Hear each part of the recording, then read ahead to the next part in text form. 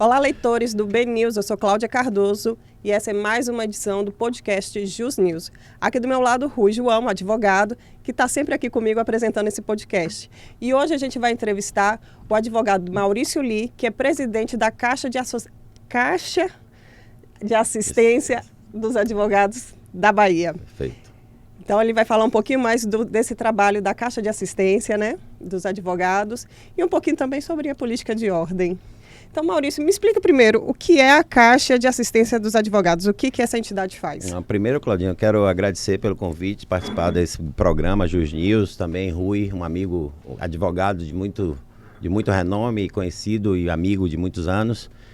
E para mim é uma honra poder estar aqui e poder falar um pouco sobre a Caixa de Assistência dos Advogados da Bahia, que eu tenho uma história longa com esse órgão, porque eu não sei se vocês sabem, eu fui tesoureiro da Caixa na gestão de 2016 a 2018, depois eu fui dirigente de ordem, secretário-geral adjunto da OAB Bahia, na gestão de Fabrício Castro, e depois eu voltei para presidir a Caixa de Assistência na gestão passada e agora reeleito na Caixa de Assistência. Então é um órgão que eu realmente tenho uma identidade, eu tenho um carinho especial e é um órgão que eu tenho também, entendo que há uma relevância gigantesca dentro do que faz pela advocacia, não só baiana como brasileira. Mas eu gosto sempre de começar, quando eu vou falar da Caixa, Claudinha, contando um pouco da história, da origem das caixas, né?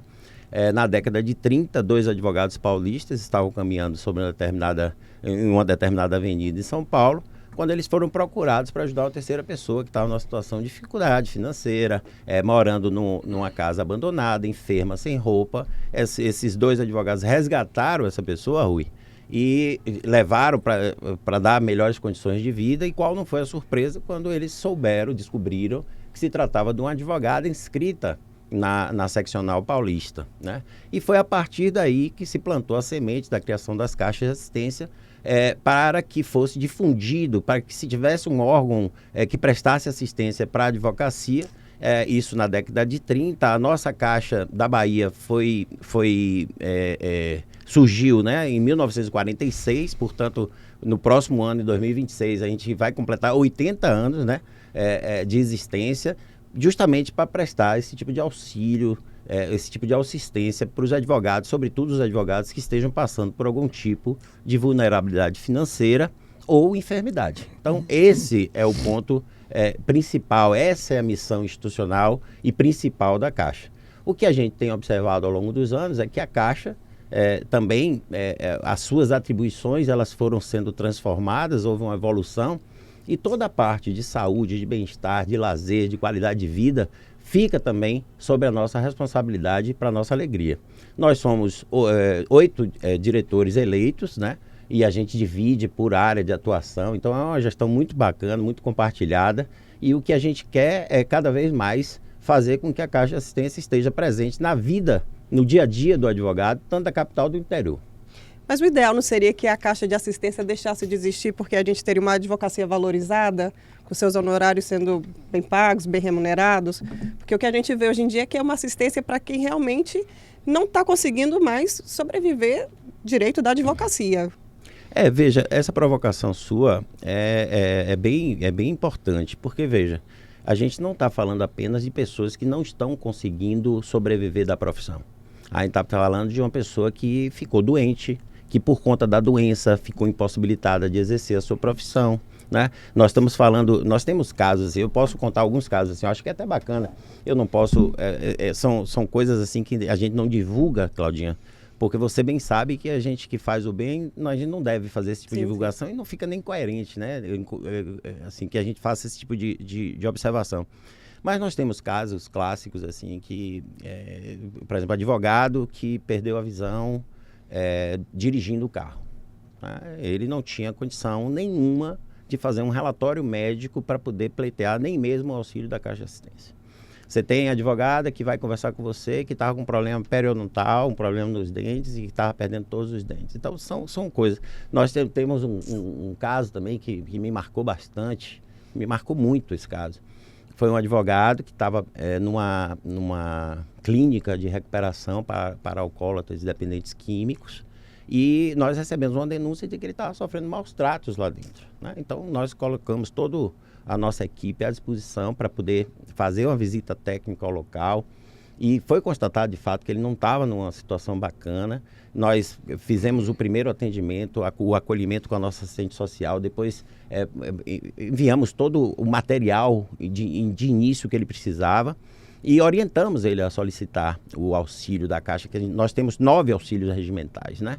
E aí ele me manda esse e-mail eu tenho guardado, inclusive se um dia eu for escrever um livro sobre minha passagem na Caixa, eu quero relatar isso para dizer que ele disse o seguinte: olha, eu estou numa situação difícil, mas aqui, dentro dessa instituição, eu estou conseguindo advogar, eu estou conseguindo fazer os meus processos, eu estou conseguindo orientar os outros internos, e com isso ele disse assim no e-mail: se a Caixa de Assistência for utilizar esse recurso para mim, que utilize para alguém que esteja precisando mais do que eu estou agora nesse momento. Então, a Caixa de Assistência é isso.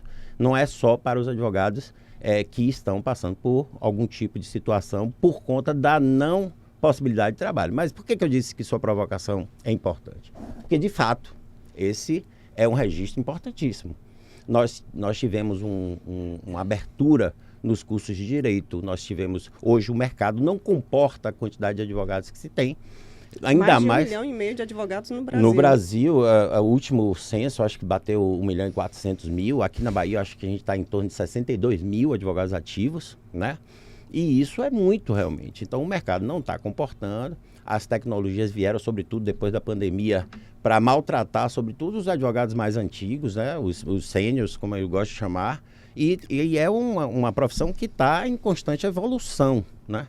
E essa evolução faz com que também haja dificuldade financeira por conta da não possibilidade de exercício profissional. Boa tarde, doutor Maurício. É uma satisfação enorme poder compartilhar essa mesa com um amigo, um advogado de escola que tem uma militância, tem um escritório de advocacia com sócios, amigos, que é renomado na Bahia e que se dedica da mesma forma ao escritório e à Caixa de Assistência e ao sistema OAB.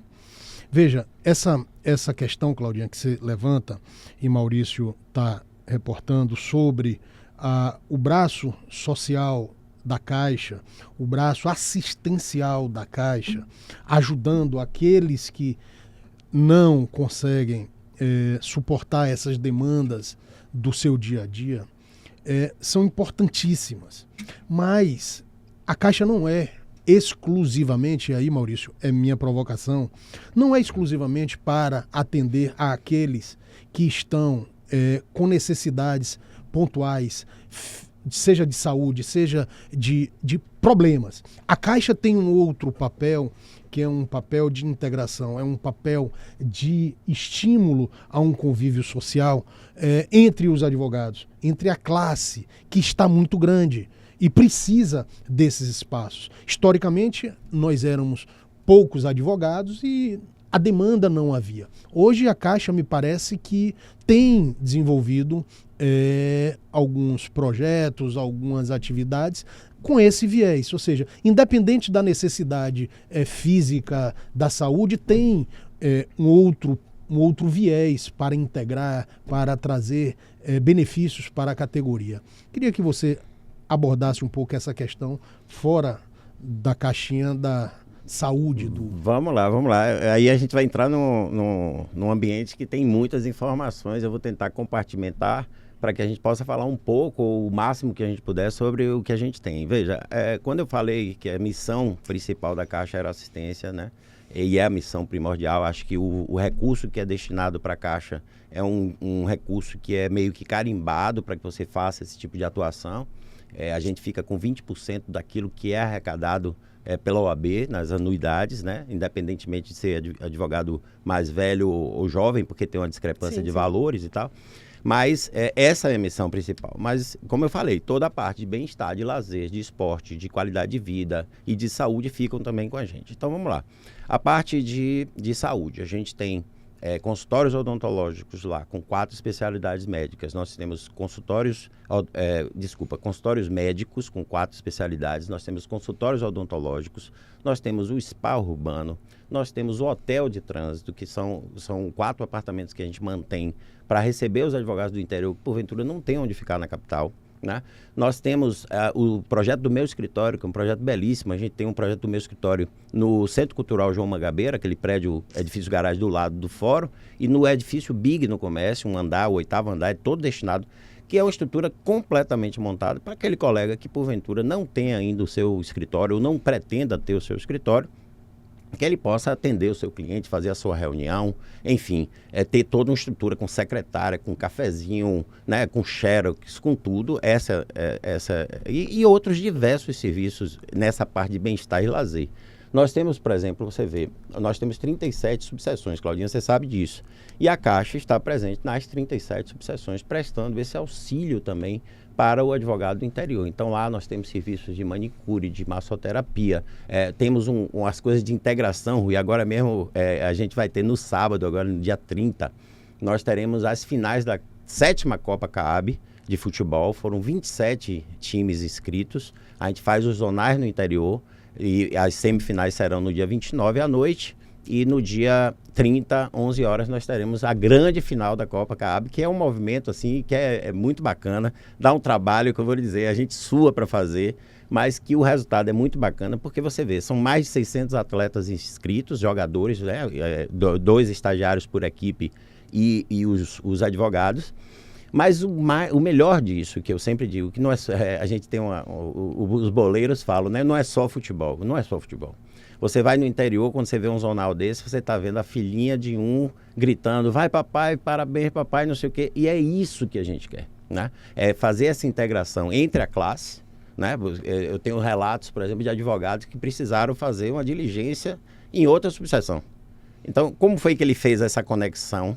Justamente com alguém do outro time que tinha jogado contra ele num desses zonais, e ele consegue e cria essa rede, e também essa rede com as famílias, com os filhos, com as diretorias das subseções. Então é um trabalho bacana.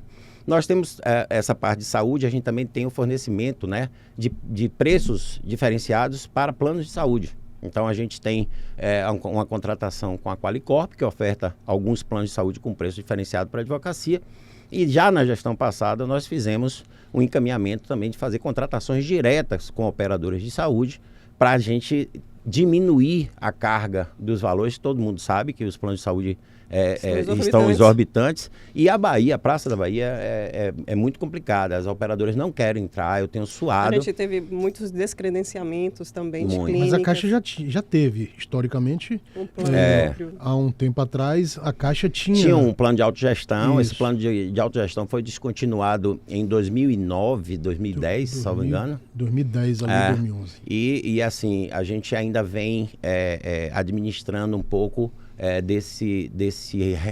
digamos assim, desse déficit, desse plano de saúde. Então, assim, não foi algo que deixou um legado muito bom. Eu particularmente, utilizei o plano, foi fenomenal. Minhas 2 filhas nasceram, inclusive, com esse plano. É porque tem histórico, não é que lá atrás havia uma pouca adesão, mas alguns episódios individualizados e bem pontuais sobrecarregaram demasiadamente a história que acho que foi mais ou menos isso. Exatamente isso. Acho que foram 2 ou 3 utilizações maiores por um tempo maior de UTI que realmente dificultou, né, a continuidade do plano, e lá atrás houve uma decisão administrativa de gestão e de política também de descontinuar esse plano, e a gente vem tentando trazer ferramentas. Na parte de saúde, Rui, eu digo que além dos planos de saúde, para a gente, o que é que eu via, né? Quando eu entrei na Caixa, eu via que a gente tinha como se fosse uma prateleira,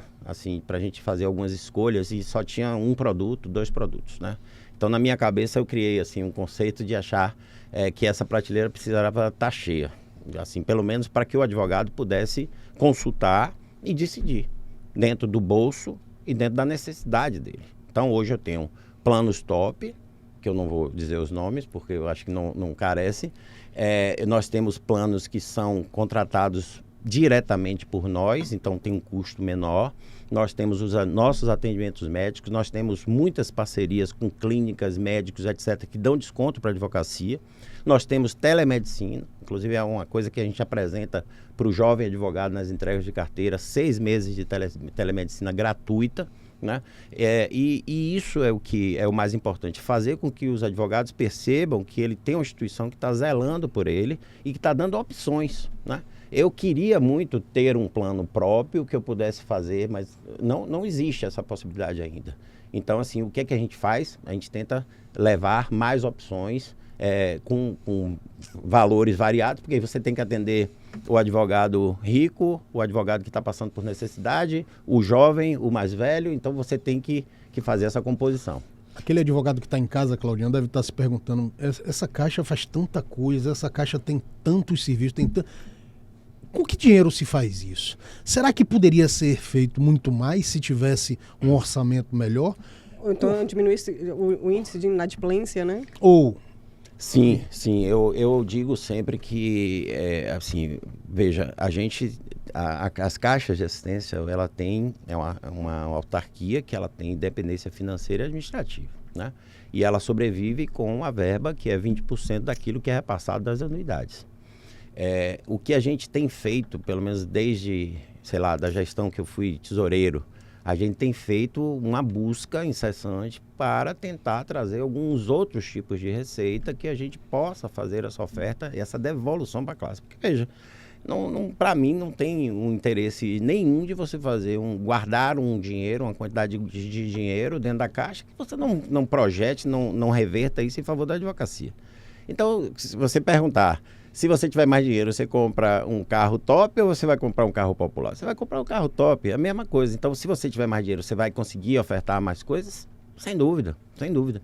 E assim, eu acho que a devolutiva, Rui, do que o sistema OAB, que eu estou até mudando esse nome, as pessoas falam muito de sistema OAB, eu gosto de chamar o universo OAB, porque é algo muito maior do que um sistema só. Esse universo OAB, o que ele devolve para a advocacia, eu não consigo entender como a gente faz tanto e mais, eu não consigo ver nenhuma outra profissão que devolva tanto ao seu associado, né? Você tem publicação de processo, meu escritório, as vans, eu não falei das vans. As vans, nós temos vans aqui na capital em 4 subseções. Acho que a van é a maior propaganda da CAB, né? Porque a gente vê o tempo todo circulando. É um outdoor ambulante, né? É um busdoor ali, mas né? Mais do que isso, eu na campanha da eleição, eu fui levantar os dados de gestão, né? Obviamente, nós fizemos, na gestão passada, 130 mil conduções na capital e no interior de van. Ou seja, é um serviço que é muito bem avaliado. Agora, então, a gente, com a mudança do Justiça do Trabalho, nós já tínhamos 4 roteiros na capital, nós tivemos que alterar todos os roteiros. Eu entrei na van para poder rodar, para conhecer como é que seria a questão do engarrafamento no horário de pico, enfim, e a gente fez isso e estamos no processo de adaptação. E além de Salvador, com esses roteiros, nós temos também Vitória da Conquista, Ilhéus, Itabuna e Feira de Santana, que tem vans também para fazer esse trabalho, que é um trabalho de condução. Então o advogado sai de casa, não precisa pegar o carro, se não tiver carro vai de van, não precisa pagar estacionamento, não precisa pagar combustível, PVA. Então, ontem eu recebi uma mensagem de uma colega me agradecendo pelo serviço de van. Ela dizendo assim, eu tenho carro, antigamente eu rodava ou de metrô ou de Uber, mas o serviço de van hoje me deixa na frente do fórum, eu faço meu trabalho, pego minha van e volto justamente para minha casa. A van com Wi-Fi liberado para o cara poder ir trabalhando. Então, na parte de saúde também, me lembrei aqui agora, nós fizemos a maior campanha de vacinação de todos os tempos, né? Nós vacinamos aqui na capital e no interior. Claudinha, pense numa operação de guerra. Acho que eu me lembro. Você receber a quantidade de vacina que você tem e você tem que colocar nos carros da CAB, nas vans da CAB, ou carros alugados, eventualmente e tal, para fazer chegar no seu destino, com a temperatura certinha, com um técnico de enfermagem para assinar na chegada, enfim. A gente fica brincando lá que é uma operação de guerra, e é mesmo assim, mas a gente faz com muita satisfação, com desejo de entrega, entendeu? Então, além da van também, Rui, eu queria muito até fazer essa divulgação, que as pessoas conhecessem o projeto do meu escritório. É um projeto que muitos escritórios tops de Salvador não têm a estrutura física. E, além disso, na gestão passada, nós replicamos esse projeto para o interior. inauguramos em 12 subseções o projeto do meu escritório. E é de uma avaliação, Claudia, é tão bom, porque assim, os advogados que querem fazer vídeos para Instagram e tal, eles estão se utilizando do meu escritório. Os advogados que querem, por causa da estrutura, é uma estrutura bonita, aconchegante. Os advogados que, porventura, querem atender seu cliente e que não tem o escritório, ou que acham que o escritório não está modesto, eles vão para lá. Então, a gente recebe várias e várias agradecimentos, e isso é a repercussão do nosso trabalho, que diga-se, é bom que se diga, é um trabalho voluntário, 100% voluntário. Eu queria falar um pouquinho da parte aí que você falou aí da questão do hotel de trânsito, porque é o seguinte, né, como eu trabalhei na MAB, eu sempre estava lá no hotel da MAB e falava, né, aí sempre tinha algum advogado ou outro que sempre me perguntava, ué, tem hotel para juiz em Salvador? Eu falei, é mantido pela associação. Ah, que absurdo. Eu falei, vai pedir a OAB. Aí agora você está me falando que a CAAB tem, mas poucos advogados conhecem. Há uma necessidade de ampliar esse serviço de hotel de trânsito ou não? Sem dúvida. Veja, é por aí, Rui. É por aí. Eu não sei se você reparou. A minha respiração profunda, assim, sabe?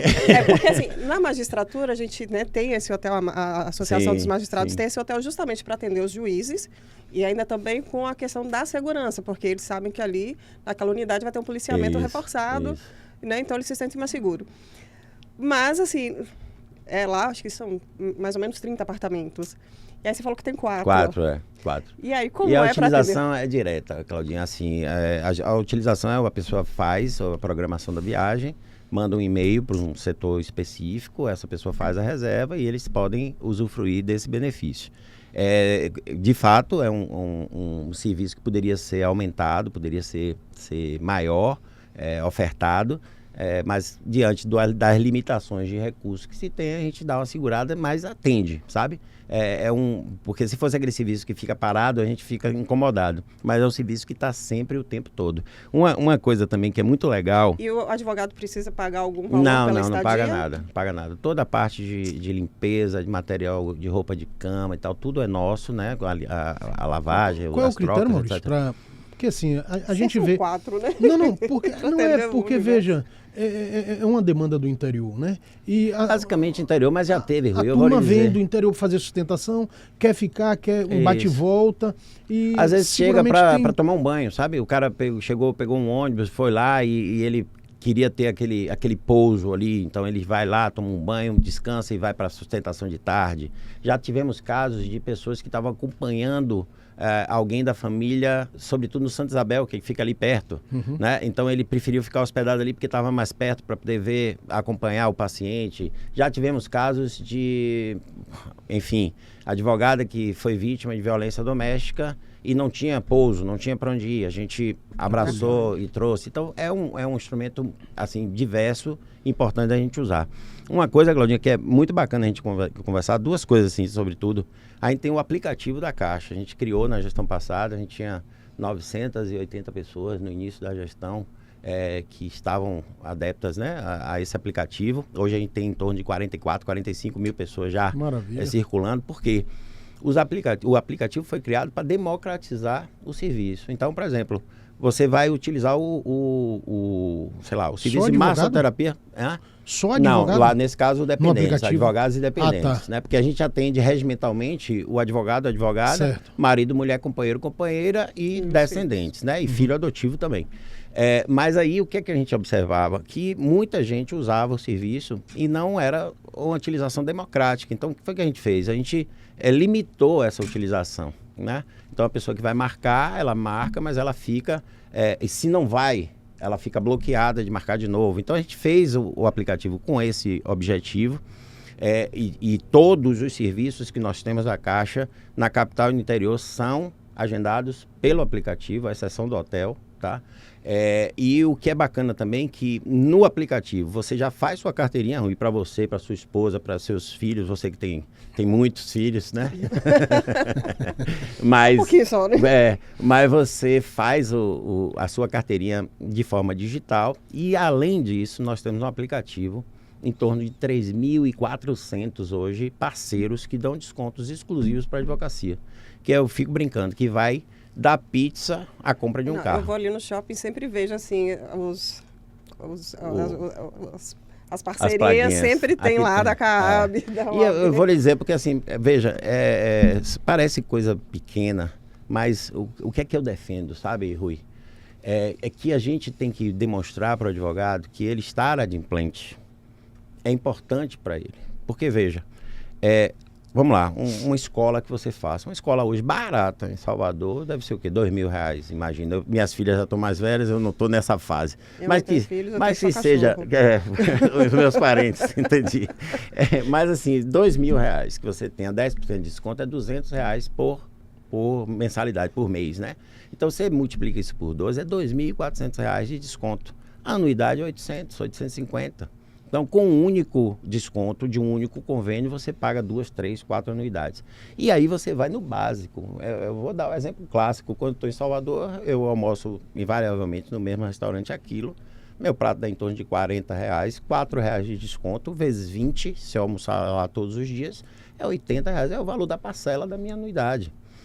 E aí vai disso, de um restaurante Aquilo, de uma fisioterapia, de qualquer outra coisa, sessões de terapia e tal, a compra de um carro. Eu já assinei carta de desconto de R$ 12.000 na compra do carro. Então o cara vai lá, negocia o carro.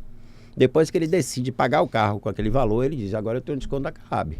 O cara aí aplica um outro desconto em cima desse desconto que ele já, porventura, já tem obtido.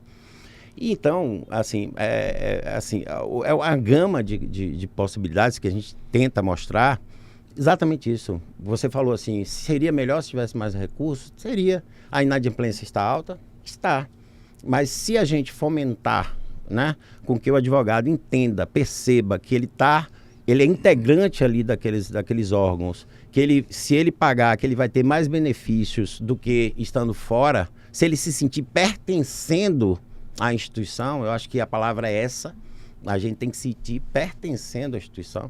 A gente não pode estar afastado da ordem, nem a ordem pode estar afastada da advocacia. Então, no momento que a gente percebe isso, o advogado percebe, certamente a gente tem um poder de convencimento maior. Você estava falando, por exemplo, do escritório mesmo, né? A anuidade não paga um aluguel de uma sala. Exato. Não paga um computador que você tem que comprar para o seu escritório. É isso aí. Essas salas, Maurício, só para a gente, às vezes, esclarecer aqueles advogados e advogadas que não têm a exata noção do que é Caixa e do que é OAB. Às vezes as pessoas confundem muito, acham que Caixa e OAB é tudo a mesma coisa e não é. Para mim é o primo rico. O que dá festa, o que faz evento. Tá vendo, mano? Que imagem terrível que você tem, Claudinha. É por isso. E aí é a questão. Quer dizer... Mas não é não? Na verdade, não. Nós somos o primo pobre. Tá passando ali a cuia, né? Por favor. Não, na verdade, assim, sendo muito justo, honesto, desculpa, Rui, até lhe interromper. À vontade. Sendo muito justo e honesto, existe uma questão de um repasse destinado, um recurso destinado. O que cabe, Claudinha, aí é que eu vou lhe dizer, eu acho que muito parte de uma veia de gestão que se tem que ter, né? Se você quiser se limitar à questão do repasse apenas, você não quiser inovar, se você não quiser apertar o cerco onde você tem que apertar, né? Certamente você vai ter dificuldade. Eu tenho amigas que são fisioterapeutas que falam que, por exemplo, elas pagam acho que R$1.200 para o CREFITO e que não dá serviço e assistência nenhuma. Não dá benefício nenhum. É o que eu falei, eu não conheço realmente nenhuma outra profissão. E assim, sem demérito a nenhuma profissão, pelo amor de Deus. A minha não tem conselho de classe, a minha não tem nada disso. Diga, Rui, e aí eu volto com o questionamento para a gente só entender um pouco o papel de cada uma delas, seja Caixa, seja Ordem, na questão dessas salas. Você interiorizou, você levou 20 Não, foram 13 das 37. O projeto é chegar às 37, então. Sim. Isso é com esses 20% que a Ordem passa para a Caixa, ou este recurso vem fora essa cota da Caixa? Não, vamos lá. A gente tem as verbas estatutárias, que são os 20%. E nós temos também como buscar alguns recursos em Brasília, no Conselho Federal. Existe o FIDA, né, que é o Fundo de Integração e Desenvolvimento da Advocacia, que você apresenta alguns projetos e se eles forem aprovados, ele entra como verba, tá? Por exemplo, na primeira gestão eu consegui fazer a renovação de toda a frota dos veículos, das vans, com recursos do FIDA. Utilizei também uma parte do recurso para algumas dessas sedes, ou alguns desses meus escritórios no interior. Agora, nós já estamos fazendo uma nova renovação da frota, porque o desgaste é muito grande. Imagine você, Rui, que uma van dessa roda 250 km por dia. Ela liga às 6, desliga às 9 da noite. Então, assim, é um desgaste muito grande. Mas, assim, eu vou lhe dizer, a gente está aqui falando sobre gestão, sobre tudo, né? 8 diretores, eu quero aqui já aproveitar e cumprimentar toda a minha diretoria, que sem ela não seria absolutamente nada. Mas quem faz a Caixa não somos nós. Nós temos um quadro de 72 colaboradores que são completamente preparados para recepcionar os advogados, tratar dos advogados, cuidar dos advogados como tem que ser. Eu fico brincando sempre, que eu digo assim, ó, eu vou voltar aqui como cliente, então eu quero ser muito bem tratado, eu quero que tratem como eu gostaria de ser tratado. E essa é uma cultura da Caixa, né? A gente brinca que uma vez caixista, sempre caixista. Quem é picado pelo mosquitinho das caixas tem essa paixão verdadeira, mas para isso precisa ter, primeiro, gostar do que faz e precisa ter vocação para fazer, porque nem todo mundo consegue enfrentar também as durezas de estar à frente da Caixa. A minha diretoria, compartilho muito com eles isso, que a gente julga os processos de auxílio, são 9 auxílios regimentais, mais alguns que foram criados por resolução, e a gente sofre lá com o sofrimento da advocacia, com as histórias que são contadas, com as dificuldades financeiras, com as dificuldades por conta de enfermidade. Então a gente sofre com isso, mas é um trabalho muito bacana. Eu vou fazer uma pergunta aqui para Maurício, que eu sei a resposta dele, mas eu acho que isso pode dar ensejo a uma discussão mais apropriada. Bota fogo aí. Bota fogo aí. As caixas, quer dizer, esses serviços sociais, em regra, em vários ambientes, eles acabam levando seus gestores a ter uma veia política muito acentuada. Não sei se você conhece no Brasil ou aqui na Bahia, se algum diretor, e até você, se já despontou com esse trabalho social para a política partidária. Você tem interesse, Maurício, de ter... Não. Política partidária eu realmente não tenho. Eu não tenho vocação, Rui, sabe? Minha história é muito tranquila, assim. Eu venho de uma origem, de uma família de 5 pessoas, meu pai, minha mãe, mais 3 irmãos, eu e mais 2. Meu pai dentista, né? Minha mãe professora. Meu irmão mais velho formou em Direito, meu irmão do meio formou em Odontologia e eu queria ser engenheiro civil. E ao longo... Pois é, observe. Mas foi porque eu tenho um padrinho que ele era engenheiro e ele dizia, não, a gente vai montar uma empresa e tal. Então sempre foi essa vontade lá dele. Era a vontade dele. E eu, desde muito cedo, despontei muito para essa coisa de defender o que é certo, do que é o justo. E nessa mudança de faixa etária minha, foi que eu me descobri advogado, né? Então, eu formei com esse intuito. Eu fiz um único concurso que eu passei em Sergipe e não chamaram, né? As vagas reservas e tal. E depois passei num concurso aqui que eu não tomei posse na época dos juizados e tal. E sempre foi advogado. Então, minha referência na vida, tudo que eu consegui construir para minha vida pessoal, e junto com os meus sócios, que são verdadeiros irmãos que eu tenho, foi pela advocacia. Então, eu não tenho essa vocação. Eu deixo a política partidária para quem tem vocação pela política partidária. Mas a política de ordem, porque muitas vezes... Eu adoro política de ordem. Adoro política de ordem, porque quem está muitas vezes na presidência da Caixa acaba se despontando como uma liderança e disputando a presidência da ordem. Eu vou lhe dizer, tudo na minha vida, Claudinha, só aconteceu quando tinha que acontecer. Eu nunca pensei em estar presidente de Caixa, eu nunca pensei em ter sido reeleito para a Caixa, eu nunca pensei em absolutamente nada. A minha história com a ordem, é bom até a gente falar um pouco sobre isso. Eu estava com 20 anos de formado já, em torno disso, 20 e poucos. Eu vou fazer 30 para o ano. E eu estava naquela coisa de tentar descobrir alguma coisa que me desse mais um pouquinho de motivação e tal. E meu sócio era conselheiro. E ele disse, rapaz, por que você não vai para a OAB? Eu digo, rapaz, pode ser, mas você já está, a gente não pode fazer assim dessa forma. Ele, rapaz, vai, eu acho que é bacana, você não tem podia. perfil. Não podia, né? Você podia. Agora Porque pode. ele está falando da gestão de saúde. Você pode tentar e tal. E aí eu mandei uma mensagem para os 3 principais líderes da época que eu reputava, os 3 principais líderes do grupo que eu estava participando, dizendo exatamente isso. Olha, eu estou me sentindo preparado, maduro para participar desse processo. Se porventura o meu nome ajudar de alguma forma, estou dentro. E aí eu lhe digo, Rui, eu pensei que eu iria ser eventualmente conselheiro, membro de comissão, presidente de comissão, alguma coisa assim, não tinha pretensão, né?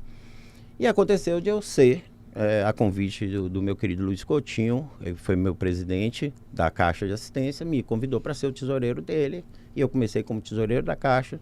Depois tive a honra também de participar da gestão de Fabrício Castro, como secretário-geral adjunto, que a gente desenvolveu grandes trabalhos, mas, ao mesmo tempo, nós tivemos uma gestão muito difícil, que foi o período da pandemia, talvez o pior de todos. Justamente. E aí, para minha honra, glória, alegria, meu nome foi suscitado para estar à frente da Caixa de Assistência na gestão passada, e eu abracei o desafio, porque foi um desafio. De fato, as gestões anteriores de Coutinho, com todo o respeito que eu tenho a todos os presidentes que passaram pela Caixa, foi disruptiva, foi necessária e chamou a atenção realmente. Então eu ficava sempre naquele referencial de que eu não poderia fazer menos do que aquilo, era aquilo para mais. E é o que a gente tenta fazer hoje, distribuindo um pouco mais de harmonia dentro desse sistema. Mas nenhuma pretensão, não, porque assim, eu me recordo que no ano passado, quando começou a se discutir a eleição da OAB, o seu nome foi ventilado, né, como um possível candidato aí para a presidência da OAB. Isso de fato aconteceu ou é especulação? Não, Claudinha, veja, eu acho que deve ser a maior honra para um advogado ter seu nome suscitado para ocupar o cargo máximo, né, de representação. Veja, Daniela Borges, nossa presidente hoje, ela representa 62 mil advogados. É uma responsabilidade muito grande, né? Lógico, é uma honra, é um privilégio, mas a carga também é muito pesada, né? Eu digo sempre assim que hoje, até hoje, eu só consigo ser dirigente de ordem, como eu tenho sido, por conta de 2 conversas muito importantes que eu fiz na minha vida. Eu tive uma presença de espírito que eu vou dizer, hoje eu invejo a mim próprio por ter tido essa presença de espírito. Eu conversei com os meus sócios, porque assim, eu não conseguiria advogar diariamente na labuta, estando também na Caixa, viagem, trabalho, etc. E eu tive uma conversa com minha esposa e com minhas filhas. À época, ainda as 2 moravam comigo, a outra já está casada, mais velha. Mas eu tive a conversa assim, para que houvesse uma compreensão do que era aquilo e que houvesse o apoio deles para que eu pudesse exercer essa função voluntária. Muita gente me pergunta, Claudinho, Maurício, você deve ser um louco, né? Porque você fica fora de casa, você fica fora do escritório, você está ali se doando, você não ganha nada. Não ganha. Tá?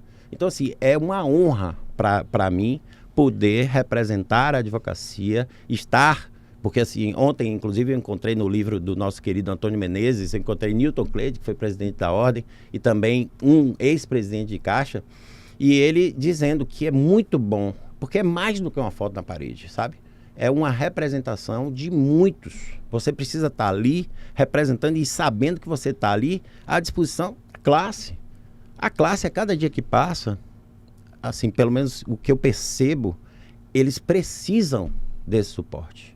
Não estou falando do suporte assistencial. Uhum. Eles precisam se sentir pertencendo a uma instituição que respeita ele, que defende ele, que valoriza ele. Isso, para mim, é o mais importante. Então, longe de qualquer celeuma com relação a possibilidades de eleição e tal, não estou preocupado com isso. Eu acho que a gente tem a nossa presidente Daniela Borges, que foi legitimamente eleita até 31 de dezembro de 2027, e certamente o processo de sucessão será deflagrado na hora certa, e independentemente disso, o que eu quero é continuar contribuindo com a classe, continuar entregando o que a gente tem que entregar. Mas de fato sempre se rola essa especulação, né? Não tem como fugir disso, né? Muitas pessoas já estão querendo antecipar a próxima eleição, com o pessoal acabando de tomar posse. Hoje em dia as pessoas andam aceleradas. Demais, demais. Difícil é diminuir o tempo da eleição, né? Antigamente se podia fazer eleição em até 3 meses, se eu não me engano. O Agora Conselho é um Federal mês. reduziu para 1 mês, então tem gente que tem que esperar no último mês. Sem dúvida. Para deflagrar o processo, e é natural essa especulação, é natural o nome de todos aqueles que ocupam a presidência da Caixa ter seu nome colocado nas rodas de conversa, porque é um cargo que tem efetivamente uma liderança, é um dos líderes da advocacia, né? E naturalmente faz a sua base eleitoral também, é natural, né? E desde que haja um entrosamento, um alinhamento com a OAB, vão caminhar juntos. Desde sempre é assim, desde que eu conheço de estrutura de ordem, esse é o sistema, ou universo, OAB. Sempre me perguntam... Deixa eu só fazer uma intervenção com relação ao universo, Rui. Por que eu tenho mudado isso, tá? Porque quando você fala sistema, né, fica um negócio meio pejorativo, eu acho, sabe? Já tem o sistema de não justiça, né? Aquele sistema, O fica sistema parecendo é o sistema, parece que é uma a mão organização do mercado meio... é o sistema. Né? Eu sinto isso, e o que eu acho é que é verdadeiro, assim, é um grupo de pessoas voluntárias, né? Então você pensa, vamos pensar macro, né? Você tem o Conselho Federal, você tem 6 representantes da Bahia no Conselho Federal, agora 5. Você tem diretoria da OAB. Mas é 5, não é porque não, reduziu. São 6, são 6. É porque agora a nossa 5... representação tá em 5, né? Isso. Nós temos a diretoria da OAB, nós temos a diretoria da Caixa, nós temos o Conselho Seccional, nós temos as diretorias das 37 subseções, nós temos os delegados de Caixa de todas as 37 subseções, nós temos as comissões temáticas, são 102, 103 comissões temáticas, pensa aí, em torno de 10, no mínimo, pessoas que fazem parte da comissão temática, da capital e nos interiores. Cada subseção tem esse exército contribuindo para isso, então não pode ser considerado só um sistema, é algo muito maior do que isso, né? A gente tem que valorizar isso, e assim é o que eu digo, tomara, Rui, que a geração próxima venha com essa consciência, venha com esse entendimento de que muito precisa ser feito e que a gente não pode se desassociar, se desvincular, sobretudo, daquele juramento que a gente faz naquele dia que a gente recebe nossa carteirinha.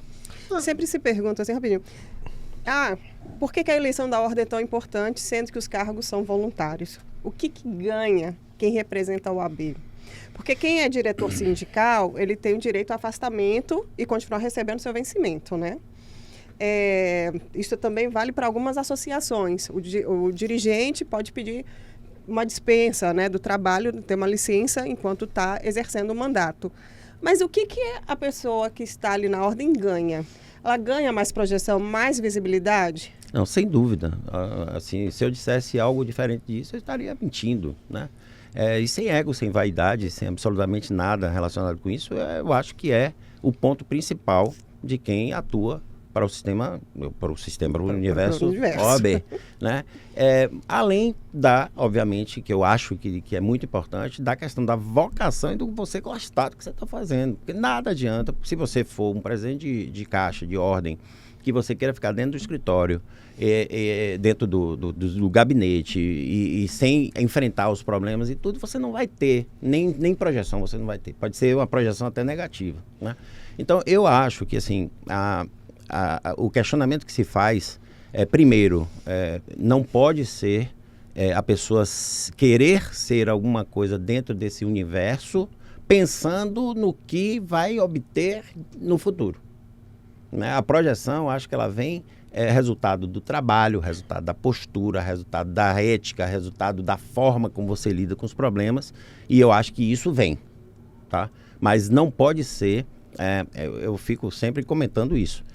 Veja, eu entrei para ser voluntário do Sistema OAB quando eu tinha 20 anos de profissão. Então, minha advocacia já estava estruturada, estava montada, e eu vim porque eu sentia que eu poderia, naquele momento, me voluntariar. Sim, era bom para mim, porque eu tinha um outro projeto, mas era bom também porque eu poderia entregar um pouco do que eu aprendi como gestão dentro do meu escritório, o que eu aprendi na área do direito, o que eu aprendi na área relacional, pela maturidade que eu sentia ter naquele momento, que eu não teria anos antes. Então foi nesse viés que eu fui, estou ainda no sistema. E assim, Claudinha, o seu raciocínio é extremamente pertinente, porque efetivamente só e somente aquele que tem a condição que Maurício teve e tem, e ele tinha dito isso aqui um pouco antes, que ele teve 2 conversas e uma delas foi com os sócios. Se ele não tivesse esses sócios, o sindicalizado, o dirigente sindical, a empresa continua pagando. O escritório dele são os sócios dele que passam a ser patrão dele. Então, ele passa a dever uma satisfação aos sócios, mas ele continua tendo a retirada dele, ele continua tendo a capacidade econômica para gerir a família dele, para manter a família dele e se dedicar.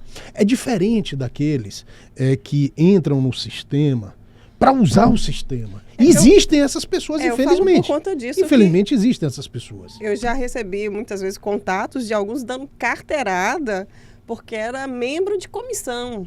Eu falei, gente, o cara é membro de comissão e está dando carteirada. Porque eu sou membro da comissão de qualquer coisinha, né? E aí, assim, eu fico assim, poxa, o cara... ele joga por terra o trabalho que ele está fazendo. É complicado, assim, mas veja, você falou da projeção, Claudinha, eu me lembrei de uma coisa também, é o seguinte, você falou da projeção positiva, né? Mas a gente também tem que botar na conta a projeção negativa. Muitas vezes você tem que bater de frente com os poderosos, governantes, às vezes os poderosos do sistema de justiça, você tem que bater de frente com a polícia militar, muitas vezes por algum tipo de violação de prerrogativas, e esse é um ônus pesado em cima dessa projeção, porque também não se pode imaginar que, por exemplo, num desagravo público, você mande uma terceira pessoa para fazer. Você tem que estar ali presente, né? Então, existe essa projeção? Existe, mas você também tem todos os ônus e bônus dessa projeção. E aí eu trago uma provocação, Maurício, porque existe efetivamente esse desgaste. Você está na reeleição, você está no segundo mandato. À frente da Caixa. Na presidente da Caixa. O segundo mandato é sempre mais complicado, é sempre mais cansativo, é sempre mais desgastante. Você não acha, Maurício, que diante desse fator negativo, desse viés, desse desgaste, não seria a hipótese de se ter na ordem uma proibição de não ter a reeleição, ou seja, um mandato apenas? Você acha que eu não estou falando apenas para a diretoria da ordem, eu estou falando para a Caixa, eu estou falando para qualquer cargo diretivo da ordem, seja comissão, seja lá onde for. Eu confesso a você, Rui, que eu nunca parei para pensar especificamente sobre a não reeleição, tá? Mas eu tenho um posicionamento muito formado, assim, pela experiência vivenciada dentro desse universo, que é o seguinte: 3 anos é muito pouco. Para quem entra no sistema, o primeiro ano é conhecer, o segundo é realizar, o terceiro, entregar e já pensar no que vem depois. Então, assim, se fosse para se pensar em reeleição, eu defenderia um mandato maior. Tá? 4 anos, 5 anos. Acho 5 talvez muito, Claudinha, sabe? É por isso que eu estou dizendo, eu não parei para pensar sobre isso. No sistema, né, partidário, né, mesmo, mas sempre se fala de um mandato único de 5 anos. Uma coisa que eu acredito muito, e aí é uma coisa minha, tá? Eu gosto muito da questão eu acho que é bacana você alternar o poder, você oxigenar o poder, você eventualmente oxigenar dentro da própria estrutura que você tem, trazer pessoas novas. Assim, eu tenho uma coisa de achar que as pessoas, muita gente que às vezes critica porque não sabe o que está acontecendo. Não sabe. Então, assim, um dos maiores desafios, e a minha equipe está aqui e ela sabe disso, o maior desafio que nós temos hoje, você que é uma grande comunicadora, Claudinha, comunicar. É comunicar. A comunicação chegar na frente. E hoje é uma geração que, a cada dia que passa, é de headlines mesmo.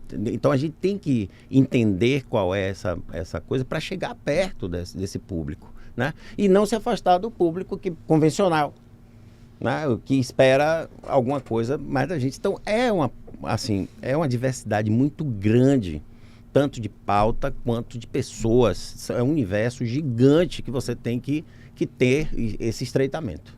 Eu sempre falo assim que a grande questão na gestão é que as pessoas, muitos gestores, não entendem a comunicação como uma estratégia de gestão. Só vão perceber a importância da comunicação quando tem que fazer um gerenciamento de crise, quando tem que apagar algum incêndio.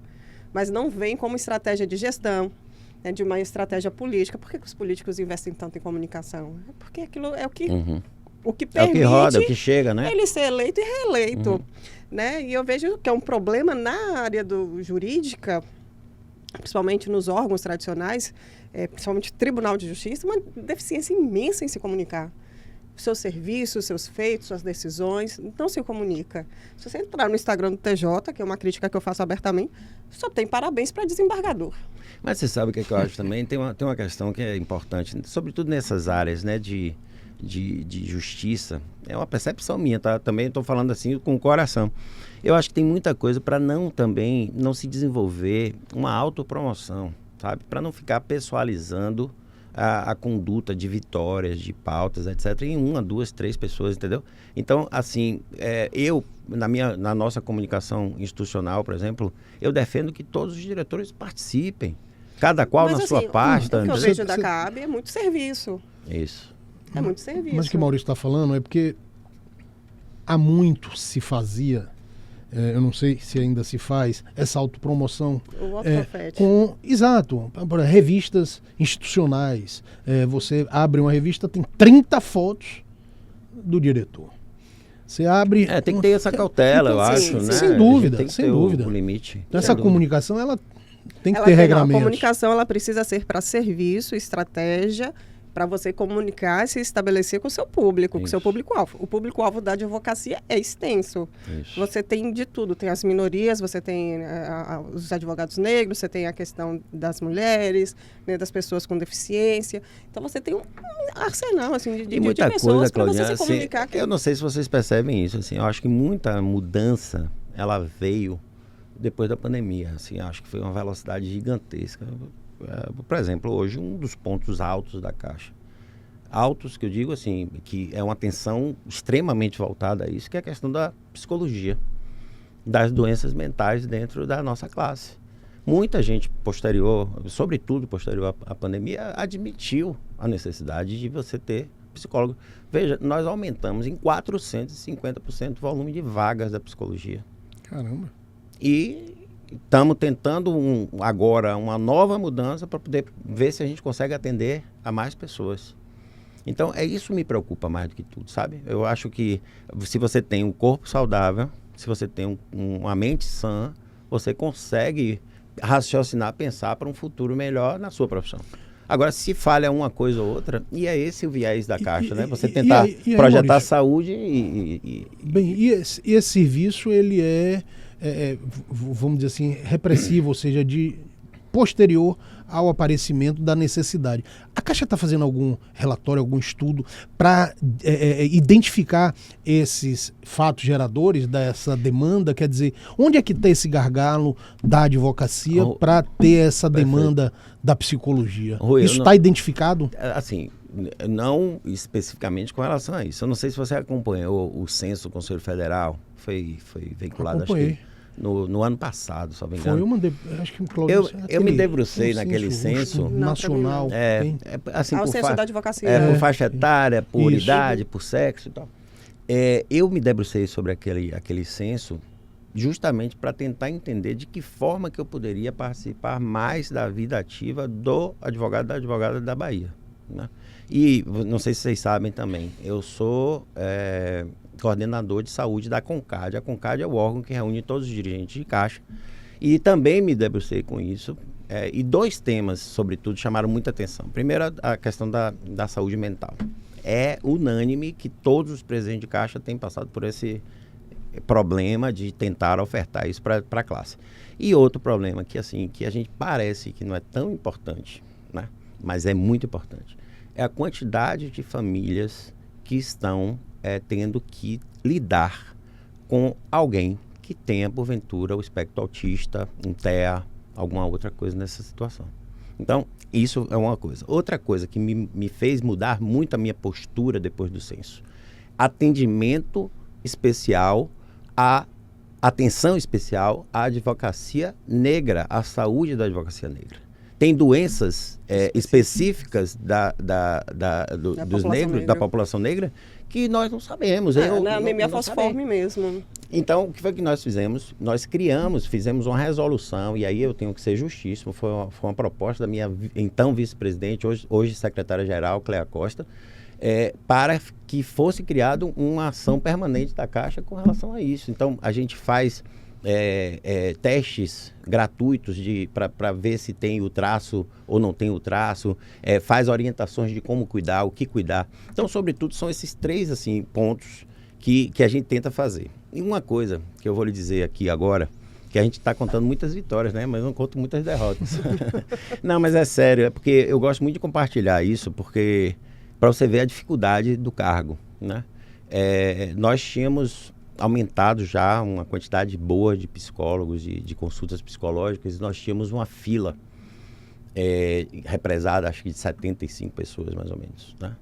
E uma dessas pessoas da fila se suicidou, tá? Eu passei 2 dias que você me conhece e você nunca me viu do jeito que eu fiquei. Minha mulher dizia, meu filho, levante, vamos nessa, você não tem...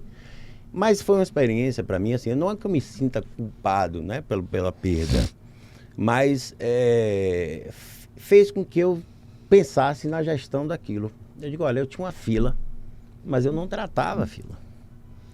Então, hoje, quem estiver aguardando atendimento psicológico vai ter uma consulta gratuita com o psicólogo, e o psicólogo vai dizer, olha, aquela pessoa não dá para esperar aquela pessoa uma triagem. Uma triagem. Então, são coisas que a gente vai aprendendo. Veja, nós somos, Claudinha, nós somos advogados. Nós estamos voluntários ali naquela posição para prestar um serviço que muitas vezes não tem conhecimento. Pô. Eu não tenho conhecimento de gestão de clínica, de não sei o quê, entendeu? Então, são coisas que a gente vai aprendendo no dia a dia.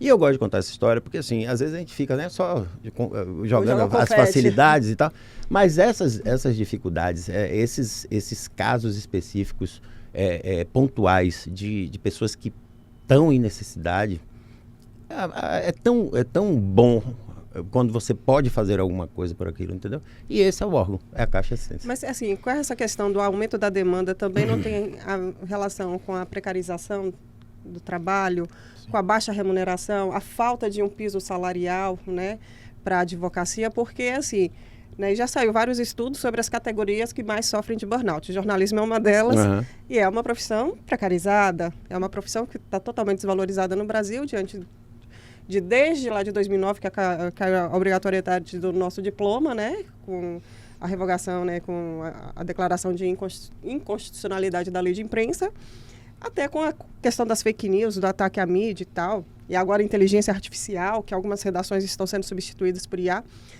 Então, assim, escritório de advocacia, advogados, pós-trabalho. A gente vem percebendo um aumento também da questão do adoecimento mental no jornalismo por conta disso, precarização, baixos salários, muito trabalho. E na advocacia também não seria isso, porque há uma grande queixa, né, principalmente dos jovens advogados, sobre os baixos honorários, né, sobre as falsas associações também, né, que não se consegue contratar muitas vezes por CLT. Então, assim, se isso também não está atrelado, porque a gente está no capitalismo, claro, e o capitalismo adoece. Claro que está. Eu acho que é um conjunto de fatores, não é um fator só, mas claro que esse fator está incluído nesse conjunto, né? Eu acho que a abertura de cursos de direito tem a ver com isso, a qualidade dos cursos de direito tem a ver com isso, a questão da inteligência artificial e a virtualização de processos tem um pouco a ver com isso, a carência realmente de postos de trabalho. Inclusive, eu quero até fazer apresentar um projeto que a gente vai lançar em final de setembro, que é o projeto Conectando da Caixa, Claudinha, que é um projeto que foi concebido na gestão passada. Nós pensamos no projeto, nós contratamos a plataforma, que o Conectando é justamente para que a gente possa fazer o link entre o advogado e as vagas de trabalho que tenham no Brasil inteiro, né? Então, a gente está fazendo exatamente isso e também fazer uma espécie de classificados da advocacia. Então, o cara vai lá, ele vai ter como fazer o anúncio da área que ele atua e tal. Mas o projeto, ele é especial pelo seguinte: Nós não queremos simplesmente fazer essa conexão. A gente quer preparar essa pessoa para que ela possa ser linkada àquela vaga. E eu não estou falando da parte jurídica, tá, Rui? Porque dentro desse universo nós temos a Escola Superior da Advocacia, que tem milhares de cursos, centenas de cursos à disposição da classe. Mas o que é que eu penso? Eu preciso preparar aquela pessoa para a entrevista. Então, fazer um curso, Claudinha, de media training, oratória, saber como é que ele pode, qual é a melhor opção. É ele ser uma sociedade unipessoal ou ele emitir uma nota avulsa? Né? Quais os modelos de contratação? Porque na advocacia a gente tem isso, tem os contratos seletistas e você tem um contrato de associação que é registrado na ordem. Então, o que a gente quer com esse projeto, que está sobre a responsabilidade da minha atual vice-presidente Renata Deiró, é justamente fazer essa conexão e dar essa alternativa para que o advogado saiba que tem alguém ali também cuidando. Eu já fiz reuniões com o vice-governador, com o secretário de Estado, com o secretário do município, para que a gente possa também envolver esses projetos a nível de administração pública mesmo, né? Para que a gente possa perceber também que hoje um advogado da Bahia pode tranquilamente trabalhar para o escritório de São Paulo, se for 100% virtual, como muitos postos de trabalho são. Então, será, de fato, um projeto que eu faço questão depois de apresentar para vocês de uma forma mais acurada, para a gente, mais uma vez, dentro do que é a atuação da Caixa, demonstrar que nós também, assistência não é só você pagar um valor de um benefício. Assistência é você cuidar da saúde, assistência é você cuidar do esporte, assistência é você cuidar da mente, assistência é você tentar fazer essa vinculação de postos de trabalho. Então, essa é a atuação das caixas. Até porque, assim, nessa questão de adoecimento mental, eu vejo que, assim, muita gente acaba trabalhando o dia todo com vários processos e à noite vai estudar para concurso porque a advocacia não está suprindo sua necessidade. E tem uma outra questão também, que é a formação para empreendedorismo. Os advogados não estão preparados para empreender. Ou Verdade. Estão? Olha, eu vou falar por experiência própria. Tá? Eu formei em 95/2 pela Universidade Católica e não existe matéria sobre empreendedorismo, sobre gestão, não existe. Hoje já se fala isso. Eu tenho uma palestra que eu fazia, ela deve ter uns 15 anos. E ela ainda é atual, ou seja, a gente já falava de gestão tem 15 anos, as coisas estão melhorando, mas ela ainda é atual. Então, eu acho que as pessoas hoje veja, um profissional para ser completo hoje, não adianta ele se resolver ou estar pronto apenas juridicamente. Ele vai ter que saber um pouco de gestão, ele vai saber um pouco de empreendedorismo, ele vai saber um pouco de mercado, ele vai saber um pouco das ferramentas postas à disposição, né? Então, eu acho que a gente está num momento de transformação dessa grande coisa. Uma coisa que eu defendo, Claudinha, tanto para o jornalismo quanto para o direito, para a advocacia, para o direito, de forma geral, é que as máquinas vieram, as ferramentas vieram e fazem muito bem. Massa, eu acho maravilhoso, mas, ao mesmo tempo, nós não podemos nos esquecer daquela essência humana, né? Na percepção daquilo que está sendo posto, da forma e para quem aquilo está sendo posto, né? E que a gente chama de qualia, né? Que é justamente as características inerentes ao humano que talvez a máquina venha até a ter um dia, não sei, mas hoje ainda não tem. Então, essa atuação nossa, a gente tem que se aproveitar do que a gente tem de arcabouço, de ferramenta, de inteligência artificial, do que tiver, mas para que a gente possa desenvolver o trabalho podendo olhar mais para o outro, cuidar mais do outro, apresentar algo melhor de solução, né? Então, assim, tem uma frase que eu gosto muito, de José Antônio Saja, ele é um filósofo baiano, falecido em 2019, que ele fala assim, o que é que você tem feito com a sua única vida? E o que é que você tem feito com a única vida das pessoas que passam pela sua única vida? E estar na Caixa hoje, para mim, tem sido uma grande oportunidade de saber o que é que eu quero fazer da minha única vida e, de alguma forma, atuar para tentar transformar a vida dessas únicas pessoas que passam pela minha vida. E de que forma que você pode fazer isso? Tem milhares de possibilidades. Em todos os espaços que você possa ocupar, em todas as profissões que você possa desenvolver, tem espaço para isso. Eu até, essa semana passada, eu estive lá em São Paulo para um evento que estava discutindo tecnologia, né, jurídica, Lautec, Legaltec, e que se falava isso. A tecnologia vem, mas ela traz com ela a necessidade de cada vez mais os operadores de direito pensar em filosofia, né, filosofar, estudar mais filosofia, né, sociologia, para justamente inovar, né, porque a máquina ainda não vai ter essa sensibilidade humana. É isso aí. É isso aí. Eu assisti uma palestra de Walter Lungo. Se eu tiver, eu mando para vocês. Ela é fenomenal para mim. Assim, foi um diferencial assim, de visão para mim. Ele é um publicitário, um marqueteiro paulista.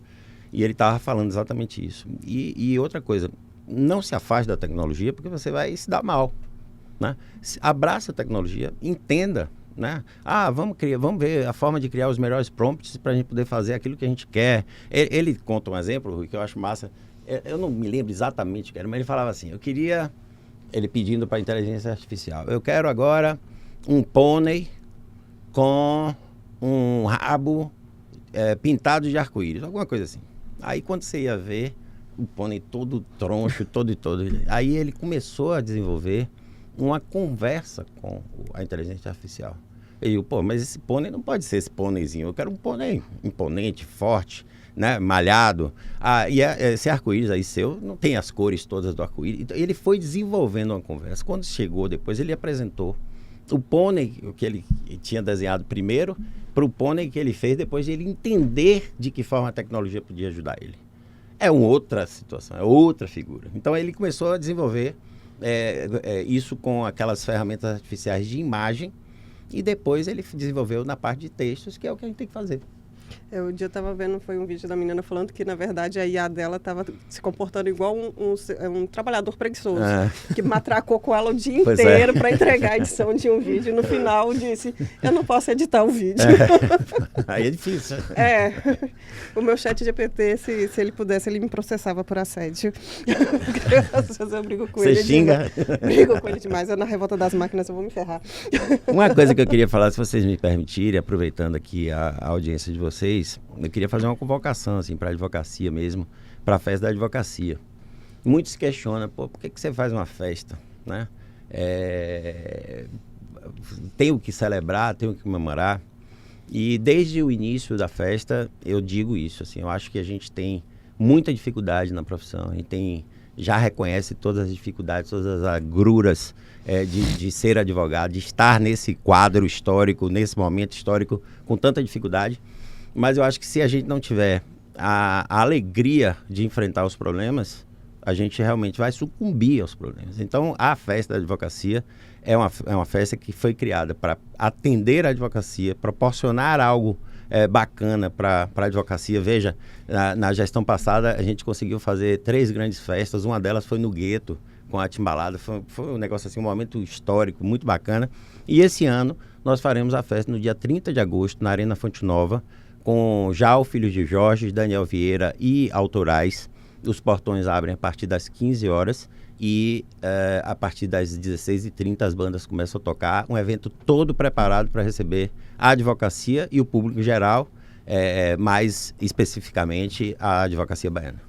Então, assim, para a gente finalizar, me fale aí como é que o advogado faz para poder comprar o ingresso, quantas pessoas ele pode levar, se tem limitação. Vamos lá. O que tem de vantagem nessa festa? E vai ter aquele spa da CAAB? Sempre tem. O spa já é uma construção nossa também, para poder apresentar um pouco dos serviços que a gente tem a favor e à disposição da advocacia. Então, nós temos cabeleireiro, massoterapia, manicure, penteados, né, para turbantes e etc.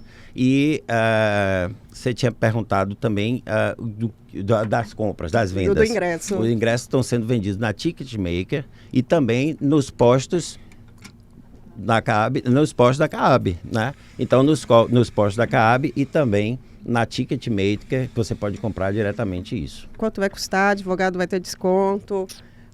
Quem não tem desconto, como é que vai ser? Não, entrada? Os valores já estão disponíveis. A gente fez um lote especial logo na abertura, exclusivo para advocacia. Foi um sucesso. A gente abriu as vagas, acho que 2 dias depois acabaram todos os ingressos. só o advogado poderia comprar. E agora a gente tem também um preço muito diferenciado de festa e pode ser acessado através do Ticketmaker. Eu vou pedir minha cortesia, viu, Jaque? Claro. Eu sou dessas. Foi massa a conversa, Maurício. Eu adorei o bate-papo, entender mais esse universo, né, que a gente está inserido, né, não nesse sistema. Eu gostei muito da sua analogia, porque eu sempre uso muito sistema de justiça e realmente é uma engrenagem pesada. E entender um pouquinho mais da CAAB. Rui, você tem mais alguma questão, consideração final? Eu quero só dizer que é sempre uma satisfação ter amigos competentes, responsáveis, que pensam efetivamente em contribuir para a advocacia e não usar da advocacia, do sistema, do universo para outros fins. E você, Maurício, eu tenho absoluta certeza que é uma dessas pessoas que está de passagem pelo cargo para fazer pela advocacia.